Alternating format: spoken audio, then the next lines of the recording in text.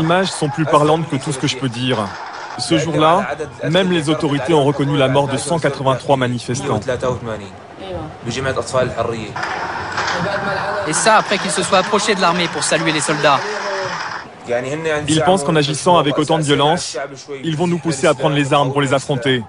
C'est absolument impossible. C'est hors de question. On ne veut pas qu'il nous arrive la même chose qu'en Libye ou en Irak. Nos manifestations resteront pacifiques à 100%. On dit qu'il y a beaucoup de salafistes parmi vous et que c'est la raison pour laquelle le régime s'acharne contre votre ville. C'est un prétexte pour nous réprimer. Nous n'avons pas de salafistes parmi nous. Nous sommes 30 amis à aller manifester tous les soirs. Il n'y en a pas un parmi nous qui jeûne ou qui prie. Un vrai salafiste porte la barbe.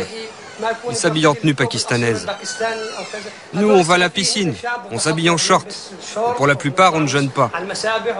La preuve, voilà, on boit du café alors qu'on est en plein mois du Ramadan. Nous voulons quelque chose de nouveau. Nous voulons le multipartisme, un État démocratique et laïque. On ne veut plus vivre comme dans une tombe.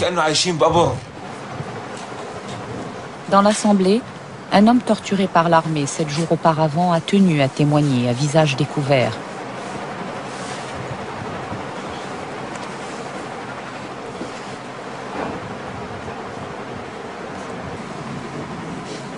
Ces images, tournées quelques heures après les faits, ont pu être transmises à l'extérieur au moyen d'une clé USB.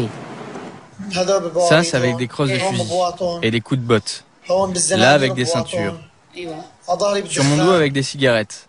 Là, là et là. Là, c'est avec des ceintures. Avec des ceintures. L'un d'entre eux avait un couteau, une lame de baïonnette. Il m'a lacéré le ventre avec.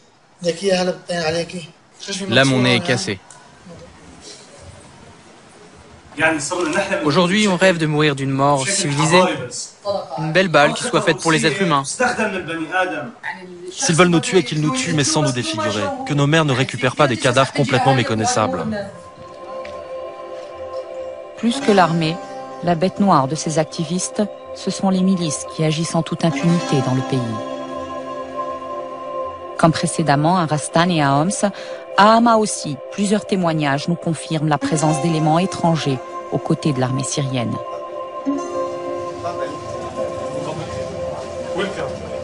Lorsque l'armée a voulu entrer dans la ville, elle a utilisé l'artillerie. Il y avait un groupe d'Iraniens. Ils sont montés sur le toit du poste de police et ont commencé à tirer sur les gens et les familles qui voulaient fuir la ville. Ils ont tué 100 personnes. Des Iraniens. Ils étaient barbus et ne parlaient pas l'arabe. Vous les avez vus? Oui, je les ai vus de mes yeux. Quand l'armée s'est rendue compte que les Iraniens n'avaient plus de munitions et qu'ils allaient se rendre, elle a bombardé le poste de police pour les tuer, pour qu'on ne les attrape pas vivants et qu'on se rende compte qu'ils sont Iraniens. On a vu les 3 qui sont restés en vie. Quand ils sont sortis, on a pensé qu'ils étaient sourds à cause des tirs d'artillerie qu'ils avaient subis. On a cru qu'ils avaient été sonnés par la violence des bombardements contre le poste de police. On a mis la main sur leur papier d'identité.